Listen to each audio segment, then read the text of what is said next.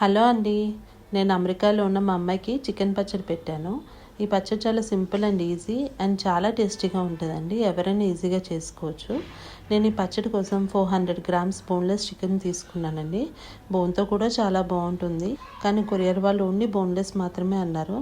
అందుకని బోన్లెస్ పెట్టాను. బోన్తో కూడా బాగుంటుంది. నేను ముందుగా చికెన్ని బాగా వాష్ చేసుకుని దాంట్లో చికెన్కి సరిపడా పసుపు, ఉప్పు, కారం వేసి కలిపి స్టవ్ మీద సిమ్లో పెట్టాను. చికెన్ నుంచి వాటర్ వచ్చి చికెన్ మొత్తం ఉడికి వాటర్ ఆవిరి అయ్యే వరకు ఉంచాను. తర్వాత 400 గ్రామ్స్ చికెన్కి 200 గ్రామ్స్ ఆయిల్ యూస్ చేశాను. ఆయిల్ ముందుగా మూకిట్లో పోసుకుని వేడయ్యాక ఒక బిర్యానీ ఆకు, 2 లవంగాలు, 2 యాలకులు, 1 ఇంచు దాల్చిన చెక్క వేశాను.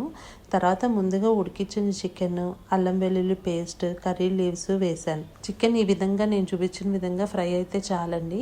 ఇంకా ఎర్రగా ఫ్రై అయితే ముక్క గట్టిపడిపోతుందండి. ఈ విధంగా ఫ్రై అయ్యాక చికెన్ స్టవ్ ఆఫ్ చేసి స్మాల్ టీ గ్లాస్ కొలతతోటి 1/2 గ్లాస్ సాల్ట్, 1/2 గ్లాస్ ధనియా powder, 1 glass mangoes red chilli powder వేసాను.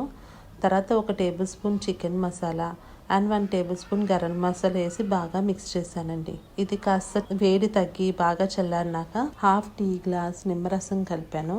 అంతేనండి, ఎంతో టేస్టీగా ఉండే నోరూరించే చికెన్ పచ్చడి రెడీ. మీరు కూడా తప్పకుండా ట్రై చేయండి. ఎవరైనా ఈజీగా చేసుకోవచ్చండి. చాలా సింపుల్ అండ్ ఈజీ.